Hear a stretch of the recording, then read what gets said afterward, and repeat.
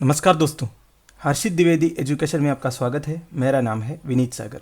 Daily news analysis 7 अक्टूबर 2021। आज का important news कौन कौन सा है चेक कर लेते हैं।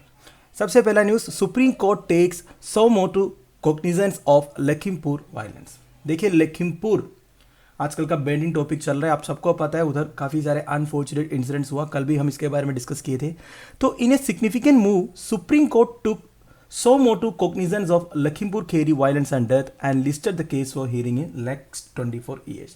तो ये जो Lakhimpur Kheri violence and death है, इनके बारे में 24 घंटे के अंदर सुप्रीम कोर्ट में हियरिंग होगा, सुनवाई होगी बेसिकली। तो सुप्रीम कोर्ट ने इधर लिखा है सो मोटू कोग्निजेंस लिया है। ये सो मोटू मतलब क्या होता है दोस्तों? देखिए, relating to an action taken by a court of its own accord without any request by the parties involve. Normally हम कोर्ट के पास कब पहुंचते हैं? जब हमें कोई ग्रीवियंसेस होते हैं, हमें जस्टिस नहीं मिलता है, तो हम कोर्ट के पास जाते हैं। तो कभी कभी कोर्ट क्या है ना, ऐसे कोई केसेस में सो मोटू एक्शन ले लेते हैं। मतलब अपने आप कोई पार्टी प्ली लेके आने की या प्रेयर लेके आने की कोई जरूरत नहीं है। कोर्ट जब अपने आप करते हैं ना, इसको सो मोटू कॉग्निजेंस बोलते हैं। ठीक है दोस्तों।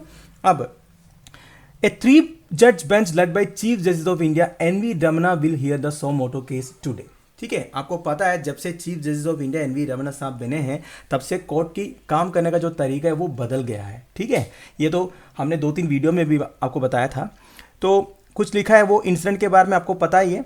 The top court rarely takes up issue और incidents on its own motion. देखिए, कोर्ट हमेशा इस तरह की सो मोटू लेते नहीं है कोई भी case, unless they are of such consequence of seriousness that ignoring them would affect public interest। ऐसे केसेस में कोर्ट सो मोटो लेते हैं जब ऐसा कोई केसेस आ जाता है जिसको इग्नोर करने से बहुत बड़ा कॉन्सिक्वेंस हो सकता है, बहुत सीरियस केस होगा वो। एंड अगर वो केस इग्नोर करेगा, मतलब कोई उस केस को लेके कोई प्ली लेके नहीं आएगा, तो वो पब्लिक इंटरेस्ट को अफेक्ट करेगा, बेसिक राइट्स को अफेक्ट करेगा, या कॉन्शियंस ऑफ द कंट्री को भी इंपैक्ट करेगा। तो इस तरह की केसेस में नॉर्मली टॉप कोर्ट सो मोटो कॉग्निजेंस लेते हैं। ठीक है, पर इस केस में कोर्ट को यह लगा इसमें कोई कंप्लेन नहीं आया, कोई ऐसा कुछ नहीं आया, तो कोर्ट को यह लगा हमें अपने आप कुछ कर लेना चाहिए। ठीक है, तो 24 घंटे के अंदर इसकी सुनवाई होगी। ठीक है, कल मैंने आपको बताया था जस्टिस एएम खनविलकर ने यह बोला था, nobody takes responsibility when incidents like Lakhimpur Kheri occur. ये तो उन्होंने बहुत लाखों वाली बात कर ली दोस्तों। जब भी इंडिया में ऐसे कोई केसेस होते हैं ना, जिनमें कई सारों का मौत हो जाता है, तो कोई रिस्पॉन्सिबिलिटी नहीं लेते हैं। सब अपना अपना ब्लेम गेम चलता है, उसकी वजह से हुआ, इसकी वजह से हुआ, ये गवर्नमेंट का ये पॉलिसीज की वजह से हुआ, इस तरह चलता रहता है पॉलिटिक्स में। When such incidents happen causing death, loss to property and damage, nobody takes responsibility। ठीक है, अटॉर्नी जनरल के वेणुगोपाल साहब ने भी बोला था, for the centre had describe the Lakhimpur Kheri violence on Sunday and unfortunate incident. Attorney general क्या होता है दोस्तों? हाईएस्ट लॉ ऑफिसर होता है हमारे देश का। आपको और एक चीज पता होनी चाहिए, attorney general parliamentary proceedings attend कर सकता है। ये बात तो आपको पता होगा अगर चाहे तो। ठीक है, तो अटॉर्नी जनरल का कोई एज लिमिट नहीं होता, ये भी आपको जानना होगा। के वेणुगोपाल साहब केरला के हैं, वही अभी का अटॉर्नी जनरल। इनके नीचे सोलिसिटर जनरल रहता है। ठीक है, सोलिसिटर जनरल तुषार मेहता, है सब आपने सुना ही होगा। तो बेसिकली अटॉर्नी जनरल जो होता है वो सेंटर की तरफ से, सेंटर की आप बोल सकते हो रिप्रेजेंटेटिव है। जब भी आप सुनते हो ना सुप्रीम कोर्ट ने सेंटर को डांटा, सुप्रीम कोर्ट ने सेंटर को ये बोला कि ये क्यों नहीं हो रहा है, वैक्सीन इधर क्यों नहीं मिल रहा है, ये पैसे उनको क्यों नहीं मिल रहा है, इस तरह सुप्रीम कोर्ट डायरेक्टली पार्लियामेंट में जाके या प्राइम मिनिस्टर को बोलते नहीं है। सुप्रीम कोर्ट बोलते हैं अटॉर्नी जनरल को। Attorney general is the representative of centre. Attorney general के नीचे सोलिसिटर जनरल्स भी रहते हैं। इतना क्लियर है? तो अटॉर्नी जनरल साहब ने भी बोला था कि लखीमपुर खेरी वायलेंस जो है अनफॉर्चुनेट इंसिडेंट है। ठीक है, तो ये दोस्तों न्यूज़ आई होप आपको समझ में आ गया। तो सुप्रीम कोर्ट ने सो मोटो कॉग्निजेंस ले रहा है लखीमपुर वायलेंस में, एंड 24 घंटे के अंदर उसकी सुनवाई होगी। पेपर 3 जनरल स्टडीज 2 में फंक्शनिंग ऑफ जुडिशरी में ये न्यूज़ आपको काम आएगा। अगला न्यूज़ है 9 न्यू जजेस appointed to 5 high courts. The law ministry has notified the appointment of 9 जजेस टू 5 हाई कोर्ट्स। सबसे पहले यह समझ लेते हैं हमारे देश में कितने हाई कोर्ट्स है। हमारे देश में टोटल 25 हाई कोर्ट्स है। कुछ हाई कोर्ट्स का जुरिस्डिक्शन जो है एक से ज्यादा स्टेट्स में है, इसलिए 25 हाई कोर्ट्स है। ठीक है, इन 25 हाई कोर्ट्स में कुल मिला के कंप्लेंट सैंक्शन स्ट्रेंथ ऑफ जजेस कितने हैं? 1098 है। ये लॉ मिनिस्ट्री डाटा कहता है, मतलब पूरे 25 हाई कोर्ट्स में 1098 जजेस होनी चाहिए। पर unfortunately as on September 1 there were 465 vacancies. देखिए दोस्तों, हमारे जैसे कंट्री में अगर जुडिशियल सिस्टम इफेक्टिवली काम करना है तो सबसे पहली बात क्या होनी चाहिए? जितने कंप्लेंट सैंक्शन स्ट्रेंथ है वो तो अपॉइंट करो, वही नहीं हो रहा है। और आप बोलते हो इतने सारे केसेस पेंडिंग है, जैसे वो जोली एलएलबी मूवी में जज बोलते नहीं है कि 1000 केसेस, 10,000 केसेस, लाखों केसेस पेंडिंग है कोर्ट्स में। भाई जब आप जज को अपॉइंट नहीं करोगे तब ये केसेस डिस्पोज कैसे होगा, है कि नहीं। अब हम वापस न्यूज में आते हैं, ये सब चलता रहता है।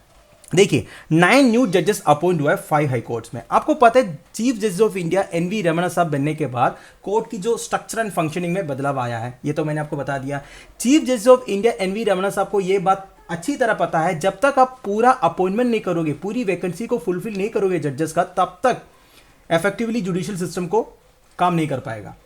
ठीक है, तो जैसे वो चीफ जस्टिस ऑफ इंडिया बने, उन्होंने सबसे पहले क्या किया, सुप्रीम कोर्ट में जो जजेस की वैकेंसी थी उनको फुलफिल किया। जैसे कितना था सुप्रीम कोर्ट की जो सैंक्शन स्ट्रेंथ कितना है, वो है 34 + 1 दैट इज इक्वल टू 35। इतना होना चाहिए, 34 सुप्रीम कोर्ट जजेस होना चाहिए and 1 chief justice of India, total 35। अब कितना है 33 + 1, मतलब अभी भी एक वैकेंसी बचा हुआ है।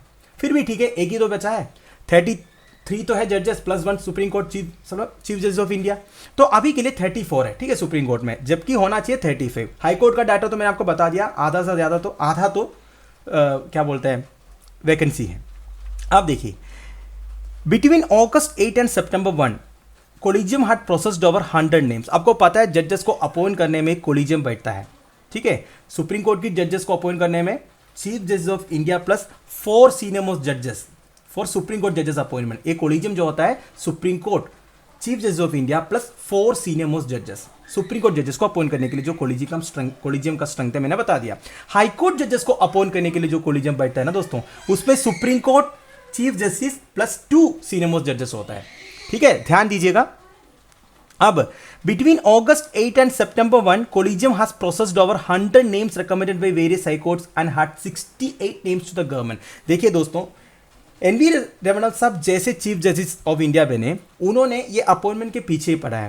अगस्त 8 एंड सितंबर 1 के बीच में, मतलब देखिए एक महीने भी नहीं लगा, केवल 20 दिन में इन्होंने 100 नेम्स रिकमेंड किया हुआ था हाईकोर्ट से। उसमें से 68 नेम्स तो गवर्नमेंट को भेज दिया ऑलरेडी कि अब इनको अपॉइंट करो जल्दी जल्दी। ठीक है, 100 नेम्स आए थे सारे हाईकोर्ट से, तो उसमें से 68 तो ऑलरेडी भेज भी दिया। कितने दिन में? 20 दिन के अंदर। इसलिए मैं बोल रहा हूं रमणा साहब जैसे चीफ जस्टिस ऑफ इंडिया बना है, कोर्ट कुछ अलग तरीके से ही काम कर रहा है। तो गवर्नमेंट ने अभी क्या किया है, गवर्नमेंट ने इसमें से 9 जजेस को अपॉइंट किया। उससे पहले गवर्नमेंट 7 जजेस को और अपॉइंट किया था, इससे पहले काफी दिन पहले। लास्ट वीक में चीफ जस्टिस एनवी रमणा साहब ये भी बोला था, collegium has recommended 106 names since May but only 7 appointments are taken by out of दम।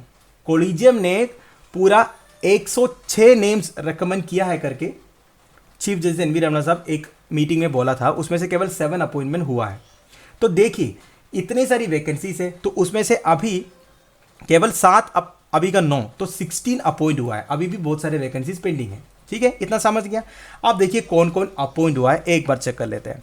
4 जजेस were appointed to Jharkhand high court, 2 appointments were to the Patna high court, 1 जज each has been appointed to high courts of Kerala and Madhya Pradesh. तो 4 झारखंड के लिए and 2 Patna के लिए, 1 केरला के लिए, 1 मध्य प्रदेश के लिए और 1 छत्तीसगढ़ के लिए। हो गया ना 9। Advocate general of Madhya Pradesh Purushendra Kumar Kaurav has been appointed as जज of the state high court.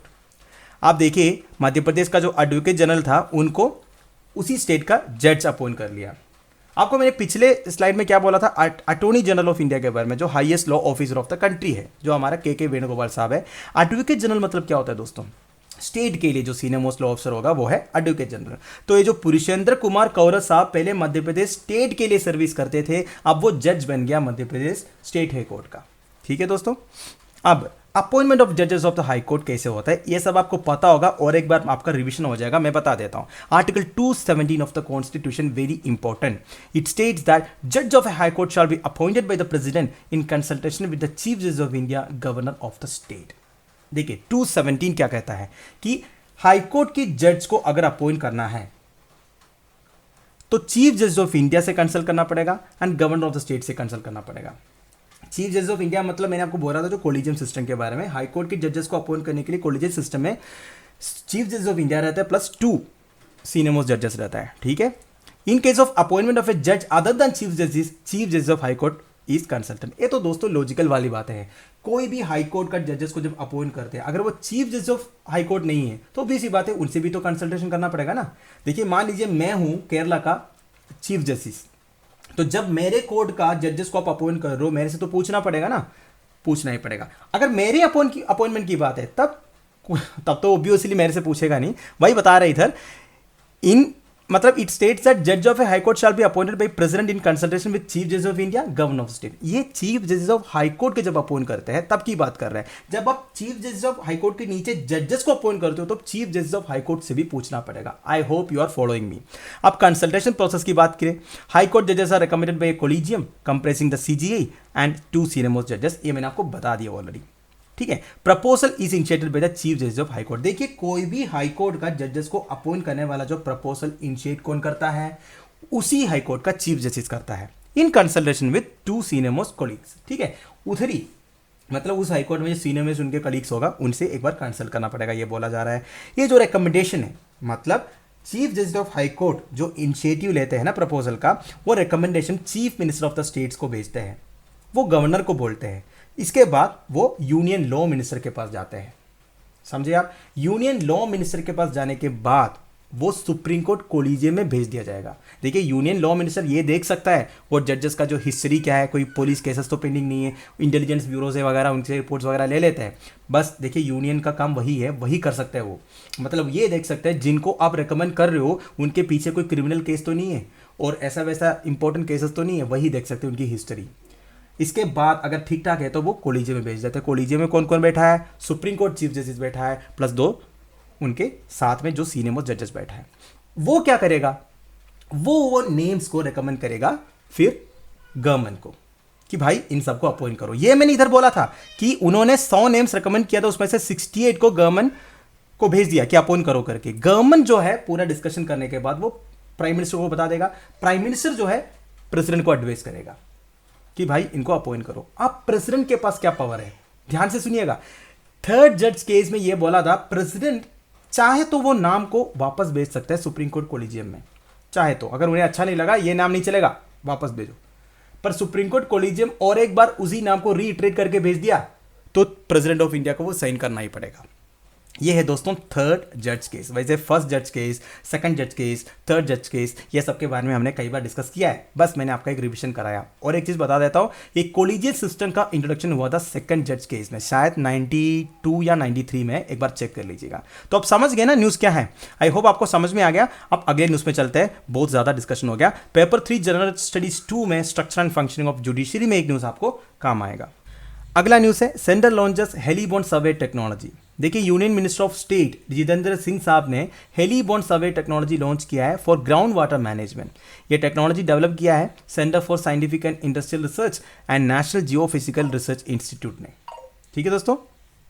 अब ये जो हेलीबॉर्न सर्वे टेक्नोलॉजी है ये क्या है ये समझ लेते हैं। It will provide high resolution 3D image for sub surface up to a depth of 500 metres below the ground level and map potential ground water resources. Simple सी बात है दोस्तों, मान लीजिए सरफेस है, इसके नीचे 500 मीटर तक पानी की अवेलेबिलिटी है या नहीं, ग्राउंड वाटर है या नहीं, ये पता करेगा हेलीबॉर्न सर्वे टेक्नोलॉजी। बहुत अच्छी बात है। अगर हमें यह पता चलेगा हम जहाँ खड़े हैं, जहाँ हमारा घर है, जहाँ हमारा फील्ड है, एग्रीकल्चरल फील्ड है, उसके नीचे पानी है या नहीं, उसे हमें कितना फायदा होगा, आपको पता है बहुत ज़्यादा फायदा होगा। तो ये बताया जा रहा है this will benefit millions of people across the country and will contribute to PM Modi's हर घर नल से जल, मतलब drinking water supply to every household as well as doubling farmers income. तो ये सब फील्ड में ये जो टेक्नोलॉजी वो यूज कर सकते हैं, ये बताया जा रहा है। अब देखिए इसकी एप्लीकेशन एक बार चेक कर लेते हैं, तब आपको और समझ में आ जाएगा। ये जो हेलीबॉर्न सर्वे टेक्नोलॉजी, इसका सबसे बड़ा एप्लीकेशन एक तो वाटर कंजर्वेशन, दूसरा identification of new places for ground water recharging. अब ये ग्राउंड वाटर रिचार्जिंग क्या होता है दोस्तों, देखिए अगर आप ये हेलीबॉर्न सर्वे टेक्नोलॉजी का इस्तेमाल करके ये पता करोगे कि इसके नीचे कितना पानी है, ग्राउंड वाटर है या नहीं, तो आप ग्राउंड वाटर रिचार्ज भी तो कर सकता है। वाटर जो बारिश से हमें जो पानी मिलता है उससे हम ग्राउंड वाटर रिचार्जिंग भी कर सकते हैं। ये देखिए आप, ये वन ऑफ द मेथड है ग्राउंड वाटर रिचार्जिंग का। ग्राउंड वाटर रिचार्जिंग मतलब हमारे जो ग्राउंड वाटर है, जो दिख रहे हो ना धरती के नीचे कुछ लेवल में आपको वाटर टेबल मिलेगा जहां ग्राउंड वाटर रिजर्वोयर है। तो इस ग्राउंड वाटर रिजर्वोयर कहीं कहीं एरिया में ड्राई हो जाता है, इसलिए हम जब बोरवेल वगैरह डालते हो ना कहीं डीप में डालना पड़ता है, ये पानी ड्राई हो जाता है। तो जिस एरिया में ये जो हेलीबॉर्न सर्वे टेक्नोलॉजी का इस्तेमाल करके हमें ये पता चल जाएगा नीचे पानी है या नहीं, अगर नहीं है तो आप ग्राउंड वाटर रिचार्ज भी कर सकते हो। तो this is one method for recharging ground water, मतलब जो बारिश से पानी मिलता है हमें उसको स्टोर करके आप एक पाइप के थ्रू, इस तरह एक पाइप के थ्रू इंजेक्ट करो वाटर टेबल तक, ग्राउंड वाटर रिजर्वोयर तक। इस तरह भी हो जाएगा। एक तो ग्राउंड वाटर रिचार्जिंग होता है बारिश से जो पानी नीचे गिरता है उसमें से थोड़ा सा पानी नीचे चला जाता है, इसी तरह ही वाटर टेबल तक पहुंचता है कि नहीं।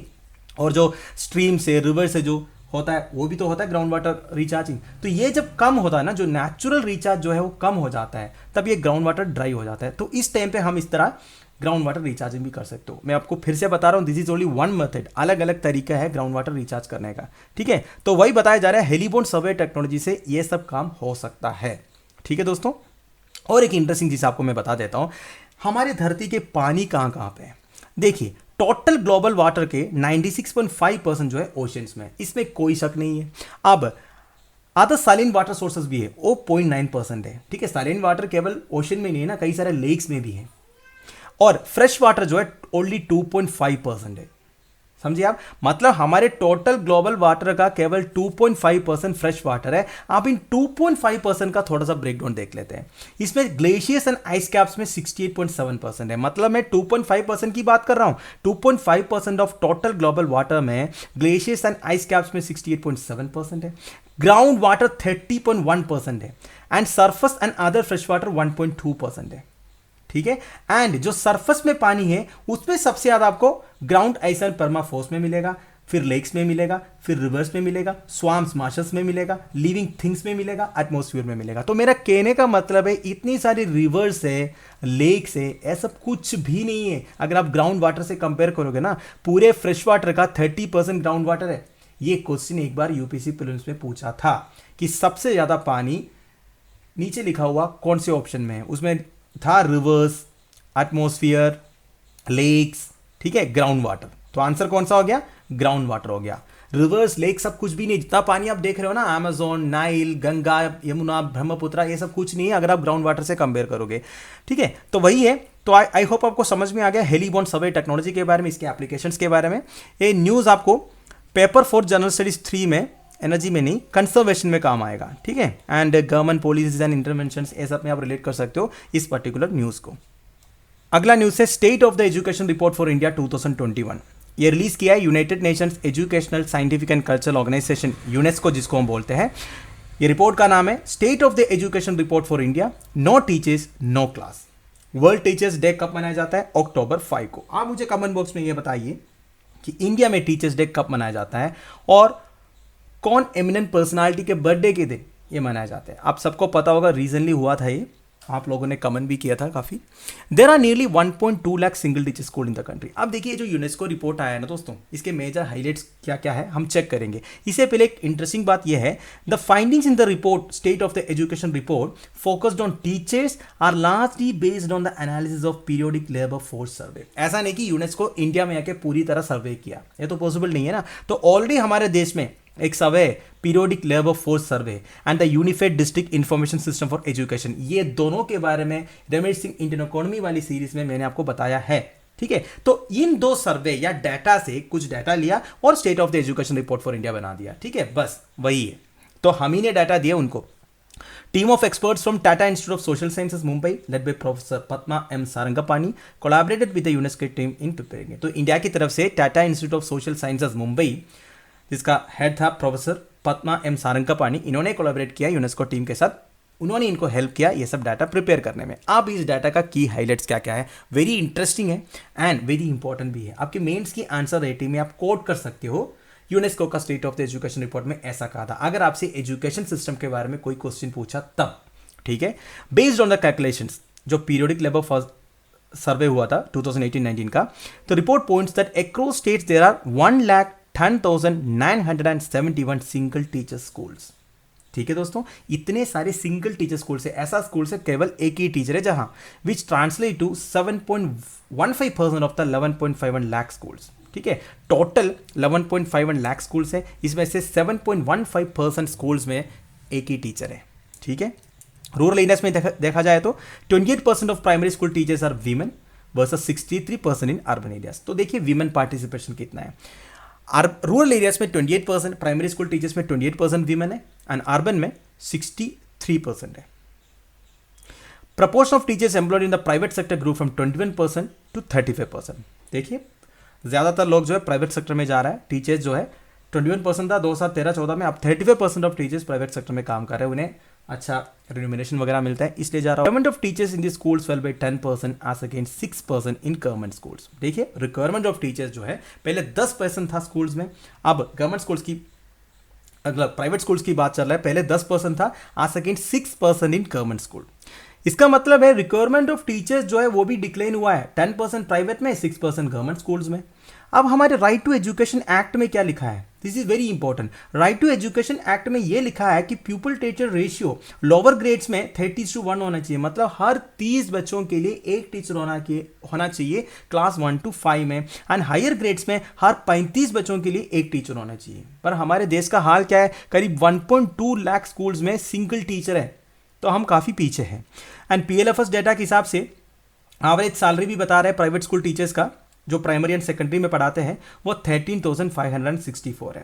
अब रूरल प्राइवेट स्कूल में जाओगे वो इससे भी कम है, केवल 11,500 के आसपास है। ठीक है, अब states with a higher percentage of single teacher schools include, देखिए जिन स्टेट्स में सिंगल टीचर स्कूल्स है उसकी परसेंटेज बताया जा रहा है। अरुणाचल प्रदेश में 18.22, गोवा में 16, तेलंगाना में 15, आंध्र प्रदेश में 14, झारखंड में 13.8, उत्तराखंड में 13.64, मध्य प्रदेश राजस्थान लिखा हुआ है 13, राजस्थान 10.08। ठीक है, इसी की फॉलो है कंटिन्यूएशन है।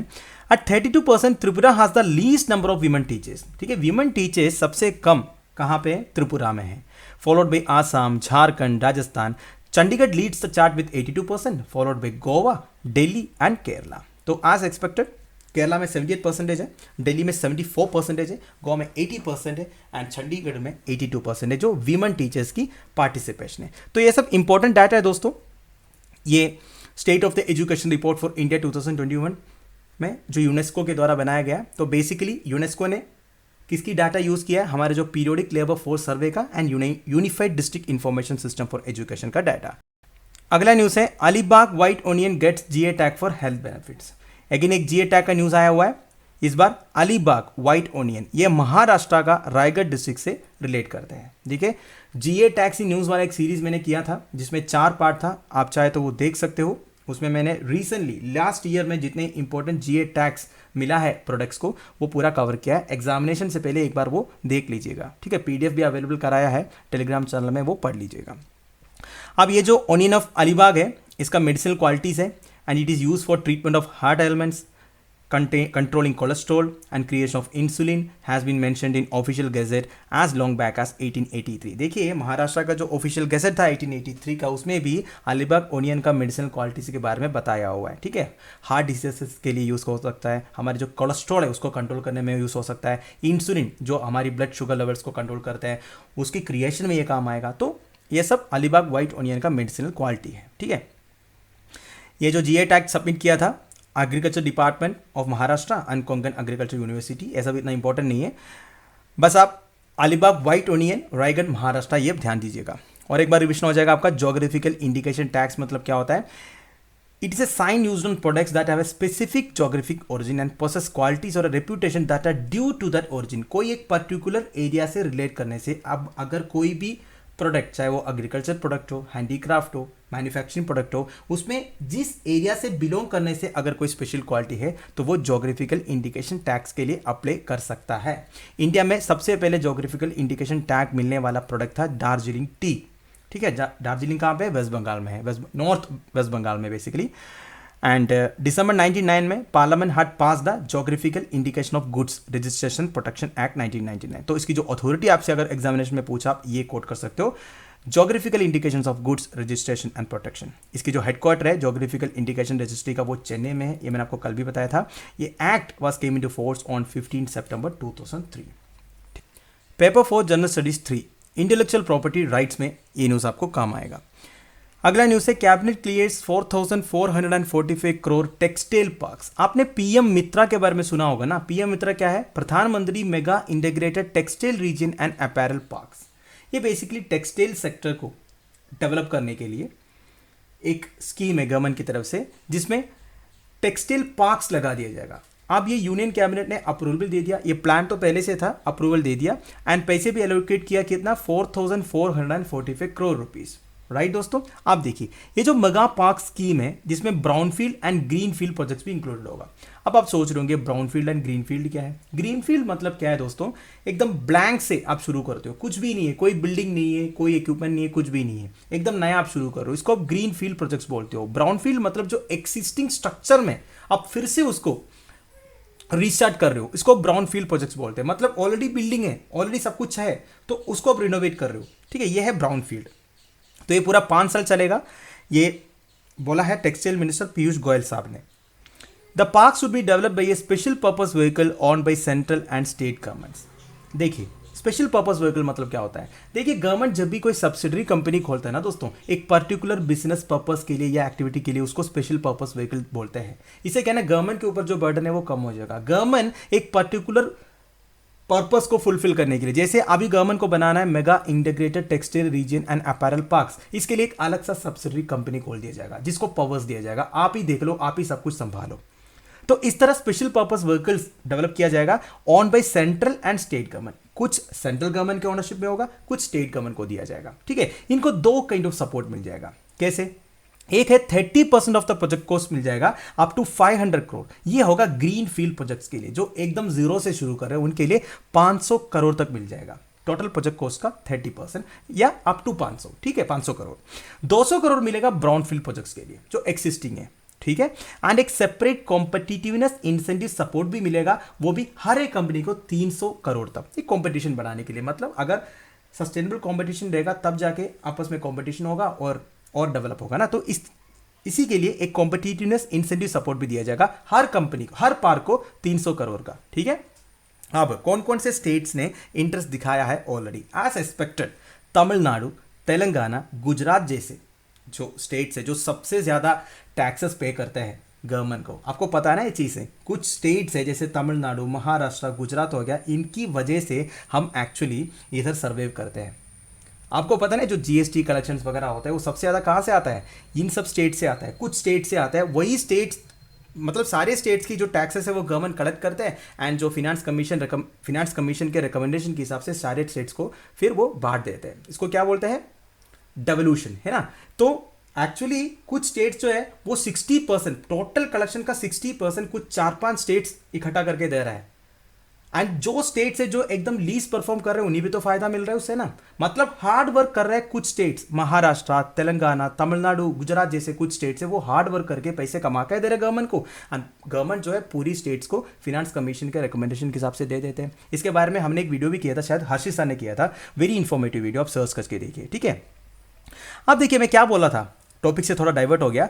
तमिलनाडु, तेलंगाना, गुजरात जैसे स्टेट्स जो है ऑलरेडी इंटरेस्ट दिखाया है। States offering cheapest land, contiguous and encumbrance free land of minimum 1000 acres and facilities such as adequate electricity, water would be selected। सीधी सी बात है दोस्तों, जो स्टेट्स चीपेस्ट लैंड ऑफर करेगा, जिसमें लैंड एक्विजिशन के लिए कोई प्रॉब्लम नहीं रहेगा, इलेक्ट्रिसिटी एडुकेट होगा, उनको सबसे ज़्यादा प्रेफरेंस दिया जाएगा, ये बताया जा रहा है। और कुछ डिटेल्स है। Special purpose vehicle would select a master developer to setup a maintain the park for a specific period. मतलब देखिए एक डेवलपर को सेलेक्ट किया जाएगा ये स्पेशल पर्पस व्हीकल के थ्रू, मतलब ये जो सब्सिडरी कंपनी बना दिया जाएगा उनके थ्रू एक मास्टर डेवलपर को सेलेक्ट करेगा जो पार्क को मेंटेन करेगा एक पर्टिकुलर पीरियड के लिए, ठीक है, उसका ऑपरेशन वगैरह करेगा।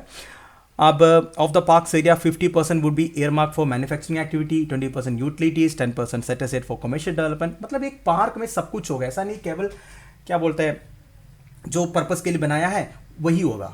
एक पार्क मतलब क्या है? देखिए आप मान लीजिए इन्फो पार्क है। इन्फो पार्क क्या है? उसमें पूरा आईटी कंपनी से रहता है कि नहीं। तो इस तरह टेक्सटाइल पार्क बना रहे हैं, इसमें पूरे टेक्सटाइल कंपनी से रहेगा। तो इसमें यह बताया जा रहा है कि 50% मैन्युफैक्चरिंग एक्टिविटी के लिए दिया जाएगा पूरे एरिया का, यूटिलिटीज के लिए 20% दिया जाएगा, 10% कमर्शियल डेवलपमेंट के लिए दिया जाएगा, ठीक है।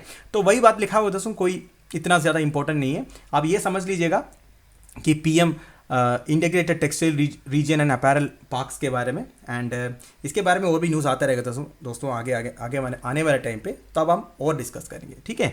तो ये जो पर्टिकुलर न्यूज़ है आपको paper 3 general studies 2 government policy में यूज़ कर सकता है, पेपर 4 जनरल स्टडीज़ 3 में इंडियन इकोनॉमी में आप यूज़ कर सकते हो, ठीक है, इंक्लूसिव डेवलपमेंट में आप यूज़ कर सकते हो, growth and development of the economy इस वाले टॉपिक में यूज़ कर सकते हो। ये सब आप देख लीजिएगा।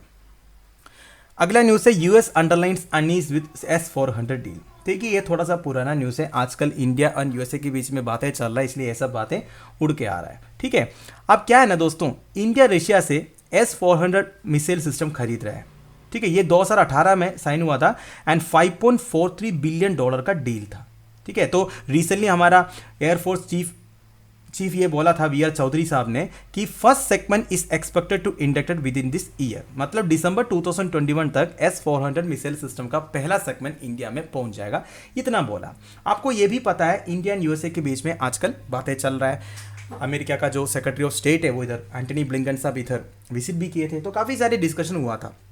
तो देखिए दोस्तों, यूएसए को ये पसंद नहीं है कि इंडिया रशिया से मिसाइल्स खरीद रहा है, क्योंकि यूएसए का एक लॉ है जिसका नाम है कैट्जा लॉ। कैट्जा लॉ का फुल फॉर्म है countering America's adversaries through sanctions act. America क्या है ना, उनके पास पैसे हैं और तरह तरह की सैंक्शंस लगा के रखते हैं दूसरे कंट्री के साथ जो कंट्रीज उन्हें पसंद नहीं है। जैसे ये कैट्सा सैंक्शंस जो है ये क्या है ना, ये कहता है अमेरिका जिसके ऊपर सैंक्शंस लगा रखा है उनके साथ, अमेरिका के साथ जितने कंट्रीज ट्रेड कर रहा है उनको कोई कनेक्शन नहीं होनी चाहिए। मतलब देखिए, अमेरिका ने Iran, Russia and north Korea के ऊपर कैट्सा लॉ के अंदर सैंक्शंस लगा रखा है। अब अमेरिका के साथ जितने भी कंट्री ट्रेड कर रहे हैं ना, जैसे इंडिया भी एग्जाम्पल ले लीजिए, उन्हें इन 3 कंट्री से कुछ खरीदना नहीं चाहिए। The act prevents trade partners of US in entering to bilateral contracts with 3 nations। आप देखिए दोस्तों, आपकी दुश्मनी है किसी और कंट्री के साथ, तो हमारा क्या प्रॉब्लम, ये चाहिए क्या बोलते हैं, वेपन्स चाहिए, मिसाइल चाहिए, तो हम जिससे चाहिए वो खरीदेंगे जहाँ से अपना फ़ायदा है। वैसे ही रशिया के साथ हमारा जो मिलिट्री रिलेशन है वो काफ़ी अच्छा है। जो नेवी में एयरक्राफ्ट कैरियर्स वगैरह है, INS विराट जो था उसे पहले का, या अभी का जो INS विक्रमादित्य है, ये सब तो कहाँ से, सॉरी विराट तो ब्रिटेन से आया, INS विक्रमादित्य जो ऑलरेडी सर्विस में है ये पहले रशियन एयरक्राफ्ट कैरियर था। तो रशिया के साथ हमारा जो मिलिट्री रिलेशन है वो काफ़ी अच्छा है। अमेरिका रशिया को पसंद नहीं करते इसका मतलब ये नहीं हम कुछ खरीदेंगे नहीं। ये तो हमारी जो डिफेंस मिनिस्टर जो पहले थी निर्मला सीतारमण जी, जो इससे पहले कैबिनेट में डिफेंस मिनिस्टर वही थी ना, तो उन्होंने ये क्लियरली बोला था कैट्सा तो आपका लो है भाई, तो हमारे ऊपर क्यों ठोक रहे हो, आप रशिया के साथ कुछ करना नहीं चाह रहे तो ठीक है, हम तो कर सकते हैं, है कि नहीं। ये बिल 2017 में पास हुआ था। Since India has commercial and defensive contracts with Iran and Russia, CAATSA does not have an impact on India's foreign policy. India की फॉरेन पॉलिसी में कोई इंपैक्ट नहीं होता है कैट्सा का, वैसे होना भी नहीं चाहिए। पर आजकल ये जो अफगानिस्तान में प्रॉब्लम उड़ के आ रहा है ना, तो सारे पावरफुल कंट्रीज को एक साथ रहने का थोड़ा टाइम आ गया, तो इंडिया ज़्यादा कुछ बोल नहीं रहा, थोड़ा डिप्लोमेटिक बात कर रहे हैं, हम देखेंगे ठीक है। वो अमेरिका को भी ये नहीं बोल रहा है कि हम आपके बात मानेंगे या नहीं मानेंगे, डिप्लोमेटिकली बात किया जा रहा है, ठीक है, और कुछ नहीं। तो वही बात उठ के आ रहा है, India and US are on the same page on Afghanistan and the threat to region from terrorism, said visiting American Deputy Secretary of State Wendy Sherman, calling the partnership indispensable for both countries and world। Basically India and US की जो relation है वो अच्छा है, and Afghanistan में जो terrorism का threat है उसके अगेंस्ट हम मिलकर काम करेंगे, ये सब बातें बोला है। इसके साथ साथ जो S-400 डील के ऊपर अमेरिका की जो नाराज़ी है उसके बारे में भी डिस्कशन हुआ है। तो इंडियन पार्ट ने ये बोला है कि हम देखेंगे भाई, आप टेंशन मत लो, हम आराम से ये सब चीज़ें डिस्कस करेंगे, कोई टेंशन नहीं है, ठीक है। We will solve the issues that arises from possibility of use sanctions over the defence purchase. मतलब क्लियरली कुछ नहीं बोला है। तो मैं एक बात बताऊं दोस्तों, वैसे कुछ होने वाला भी नहीं है, ये सब डिप्लोमेटिक बातें चलते रहता है। इंडिया को जो चाहिए इंडिया को खरीदना ही चाहिए, ठीक है। यूएसए किसी को पसंद नहीं करते, इसका मतलब ये नहीं है कि हम यूएसए की बात मानेंगे। यूएसए हमारी बात मानते हैं क्या? आप देखिए, USA, Japan, Australia and India मिलकर क्वाड बनाया है कि नहीं, क्वाड तो बना दिया। तो हमने तो क्या सोचा, यूएसए हमारे साथ है। यूएसए का प्लान्स कुछ और है, इंडो पैसिफिक रीजन में उनको इतनी एक्सेसिबिलिटी नहीं है, इसलिए इस रीजन में भी एक डोमिनेंस के लिए वो क्वाड बनाया है, और कुछ नहीं है। इंडिया को इतना हेल्प करना या इंडिया की वेलफेयर उसका कोई प्राइम प्रायोरिटी नहीं है यूएसए का, ठीक है।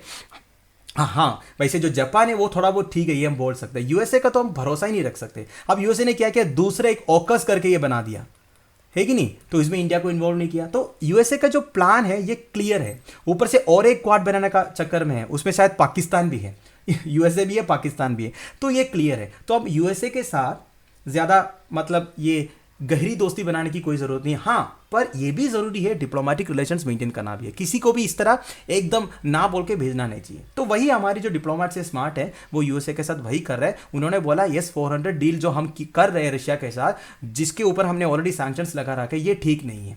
तो उन्होंने बोला भाई हम सोल्व करेंगे, आराम से बैठो, हम सोल्व करेंगे। वैसे कुछ सोल्व होने वाला नहीं है, ये डील तो चलता ही रहेगा, और भी डील आता रहेगा, यूएसए बोलता रहेगा, ये डिप्लोमेटिक रिलेशंस इस तरह ही मेंटेन होता रहेगा, ठीक है। आई होप आपको समझ में आ गया S-400 डील के बारे में। तो पेपर 3 जनरल स्टडीज 2 में, इंटरनेशनल रिलेशंस में, एंड पेपर 3 जनरल स्टडीज 2 में ही effect of policies of developed countries over India's interest में भी ये न्यूज़ आपको काम आएगा। आज का final news, first anti malarial vaccine. देखिए, वर्ल्ड हेल्थ ऑर्गेनाइजेशन ने first anti malarial vaccine endorse किया है। एक रेवोल्यूशनरी डेवलपमेंट है। तो WHO ने ये बोला, it was recommending the wide spread use of RTS-AS01 RTS malaria vaccine. तो वैक्सीन का नाम थोड़ा ध्यान दीजिएगा, थोड़ा सा कॉम्प्लिकेटेड नाम है। एमंग चिल्ड्रन, तो ये सबसे पहले यूज कहां किया जाएगा? एमंग चिल्ड्रन इन सब सहारन अफ्रीका। सब सहारन अफ्रीकन कंट्रीज में सबसे ज्यादा मलेरिया का प्रॉब्लम है। मलेरिया स्प्रेड करता है, एक पैरासाइट है जिसका नाम है पी फैल्सीपारम। ये मलेरिया ट्रांसमिशन को पी फैल्सीपारम मलेरिया ट्रांसमिशन बोलते हैं। तो ऑलरेडी पायलट प्रोग्राम चल रहा है, मतलब टेस्टिंग प्रोग्राम चल रहा है घाना में, केनिया में, मलावी में। ठीक है, यहाँ ये लिखा है हाउ इज पी फैल्सीपारम ट्रांसमिटेड। ये पैरासाइट ट्रांसमिट कैसे होता है? वैसे जो मॉस्किटो पी फैल्सीपारम को स्प्रेड करते हैं, उस फीमेल मॉस्किटोज का नाम है एनोफिलिस। ठीक है, ये तो आपको पता ही होगा, फीमेल मॉस्किटोज एनोफिलिस। आपको एक भी चीज़ पता है ना, मेल मॉस्किटोज हमें काटते नहीं है। मेल मॉस्किटोज का जो खाना है वो नेक्टर वगैरह, जो फूलों में जो हनी होता है वो सब पी के वो जीते हैं। पर जो फीमेल है उन्हें ब्रीडिंग के लिए हमारी ब्लड की ज़रूरत है। ठीक, तो ओनली फीमेल मॉस्किटोज हमें काटती है। पी फैल्सीपारम पैरासाइट को स्प्रेड करने वाला मॉस्किटोज का नाम है anopheles, which are known as night biting mosquitoes. देखिए, ये जो फीमेल एनोफिलिस मॉस्किटोज है, ये दिन में काटते नहीं है, ये डस्क टू डॉन काटती है। ठीक है, मतलब रात में ही काटते हैं। तो ध्यान दीजिएगा आप लोग, रात में। Development comes at a time when WHO and its partners have reported a stagnation in the progress against the diseases that kills more than 260,000 African children under the age of 5 annually। देखिए दोस्तों, Africa में 2,60,000 बच्चे मरते हैं malaria की वजह से। ठीक है, तो इस तरह की एक डेवलपमेंट, एक रेवोल्यूशनरी डेवलपमेंट आप बोल सकते हो। And malaria remains A primary cause of childhood illness and death in सब सहारन Africa.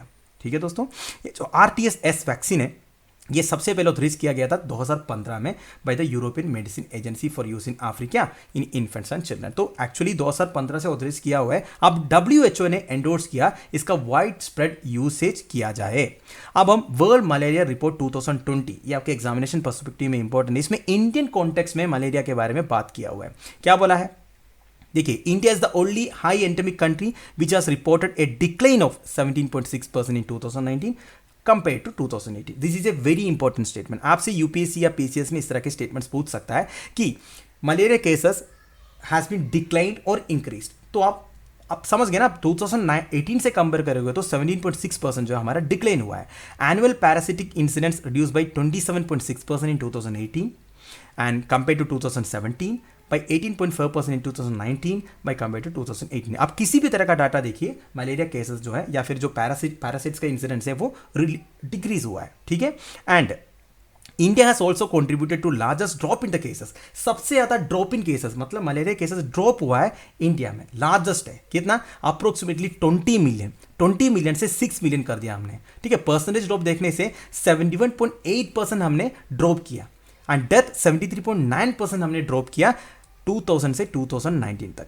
And India achieved A reduction of 83.34% in malaria mobility मतलब जो डेथ होता है, and 92% in malaria mortality between the year 2000।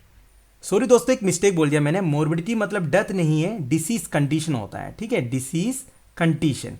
तो 83.34% हमने मलेरिया डिसीज कंडीशन को reduce किया है एंड 92% हमने मलेरिया मोर्टालिटी को रिड्यूस किया है। मोर्टालिटी मतलब डेथ हो गया। ठीक है, कब से कब? 2000 से 2019 के बीच में। और कुछ केसेस टू डेथ रेशियो इधर बताया हुआ है, पढ़ लीजिएगा।